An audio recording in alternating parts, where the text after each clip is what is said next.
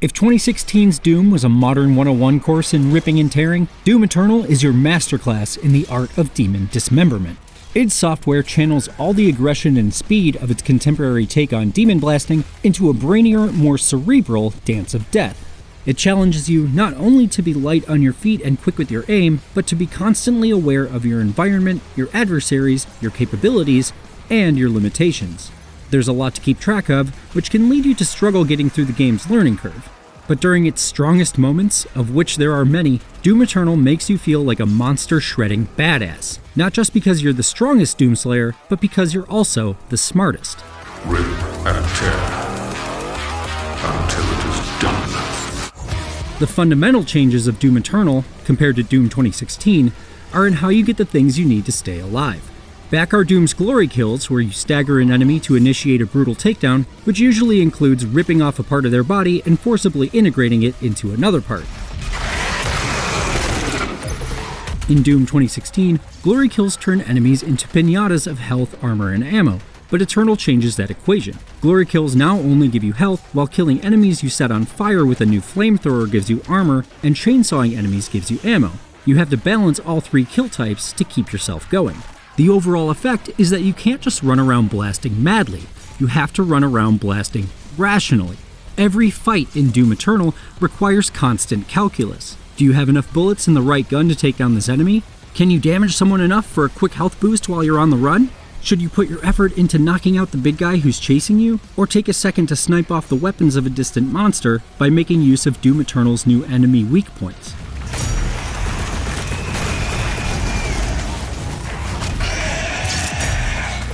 Most fights take place in big, elaborate multi-level arenas adorned with jump pads and monkey bars that help you get around quickly.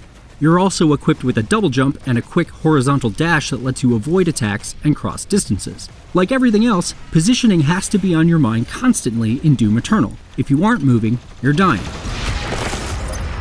If that sounds overwhelming, you're right, it definitely can be. Watching your ammo counters or your health counters, assessing threats on the battlefield, picking your paths as you move around arenas, knowing when to fire grenades or to freeze enemies, finding guys to set on fire and hack up with your chainsaw, it's all a lot to keep track of. It's easy to get thrown out of the joy at battle at points when you're continually calling up your weapon wheel to see what you've still got bullets in, or trying to swap to the correct weapon mod to deal with the monster currently ripping your face off. There are a lot of things you have to manage in Doom Eternal, and getting into the rhythm of that management can take a while. And Eternal can definitely be frustrating, especially in some arenas where it's easy to accidentally get stuck in a corner or back straight over a cliff. Eternal isn't a mindless shooter where you can get into a flow and let your muscle memory and reflexes do the work. It's a mindful shooter where every second requires you to be plotting your next move. Especially as you're getting used to it, constantly switching between attacks and chasing enemies for pickups can feel antithetical to the fast and explosive approach players expect from Doom. But while it all can be a bit much, Eternal is brimming with moments when all the pieces come together, especially after a few hours of getting the hang of them. It's like the Twitch shooter equivalent of a really great puzzle game, where your success comes from a full understanding of every single system's intricacies and your mind and body unify to execute some ridiculous, gory mayhem. Doom Eternal's greatly increased mobility and creative level design are where the game really kicks into a metal guitar solo and starts shredding.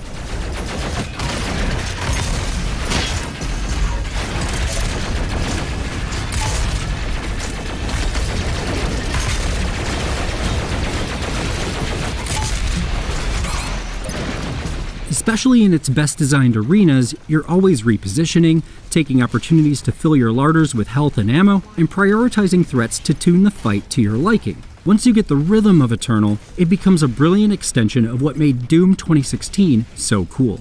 And Eternal is great at providing heart-pounding moments when you barely manage to slice off an opponent's head just in time to shower yourself with health and cheat death, then spin around and blast a big foe with a rocket, suddenly tipping the odds in your favor. Just about every fight feels like a speeding train seconds from going off the rails, with disaster only averted because you're so damn good at killing stuff. There are a ton of fights in Doom Eternal, and nearly every one of them is a heart-pounding, white-knuckle struggle for survival. While the intricacies of combat are the big focus in Doom Eternal, there's a lot of other stuff going on too. There's an even bigger focus on platforming, and puzzling out how to traverse levels and find the myriad secrets and upgrades scattered within them is a welcome breather between fights. The platforming is still a bit iffy at times, especially when you need to make a long jump to grab monkey bars or sticky walls, but falls into the abyss no longer kill you, making these portions of the game pretty forgiving. There's also a fairly involved story stretched through Doom Eternal, although good luck following it if you don't take the time to read the many collectible lore drops scattered around. Eternal's approach to its storytelling feels like a fundamental shift from the satirical, jokey approach in 2016's Doom. That game was about an energy company that got rich off devil worship, and a protagonist who would literally punch the radios trying to give him context for his constant mutilations. Eternal is entirely more self-serious about hell invading Earth, filled with unexplained proper nouns, events, and characters it acts like you should be intimately familiar with. And now you seek to defy the Calm Maker herself. It is your people's time now to give penance, just as it was mine. Knowing what's going on isn't a necessary component to enjoying the game, which is good, because the story is completely confusing. In addition to the main campaign, Doom Eternal also includes a multiplayer mode called Battle Mode. It forgoes the more traditional deathmatch approach of Doom 2016, in which a bunch of players grab the Doom Slayer's weapons and shoot each other, for an experience in which one combatant takes on the role of the Slayer, fighting a team of 2 opponents who play as demons. The Slayer vs. Demons approach of Eternal's multiplayer helps maintain the puzzle-like feel of its combat while ratcheting up the challenge by giving demons the ability to strategize and work together. Demons also have a bunch of special abilities. They can summon smaller enemies to fight for them, block the Slayer's ability to pick up loot to stop them from healing, create traps, or share buffs. Battle Mode is an interesting take on Eternal's battles, requiring you to use all your skills against intelligent enemies as the Slayer and to execute coordinated assaults as the relatively weaker demons. Playing as the demons puts things at a slower pace, but captures a different, more tactical aspect of the battle calculations that are central to Doom Eternal's gameplay. Eternal's multiplayer is a fun change of pace, especially with the chance to play as the demons, but the steep learning curve means it's a bit alienating to drop into, especially if you haven't put significant time into the campaign. There's a lot to keep in mind no matter what role you take in battle mode, making it a tough multiplayer experience to get good at. The mode also doesn't add too much variety to Eternal's ideas. For Slayer players, it's mostly just a more challenging version of the campaign.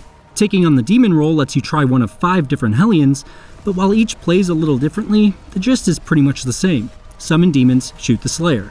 Battle mode is a fun diversion, but it's not the major draw of Eternal by any stretch, and the novelty of facing off against other humans doesn't add much to the game's underlying formula.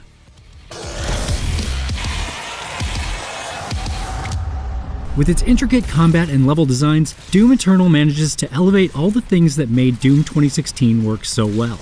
Its combat is quick and chaotic, but requires you to constantly analyze everything that's happening in order to come out victorious. Eternal takes some time to get used to, but find its rhythm, and it will reward you with a stream of ridiculous, intense moments that'll scratch your demon-slaying itch, all while making you feel like a combat savant.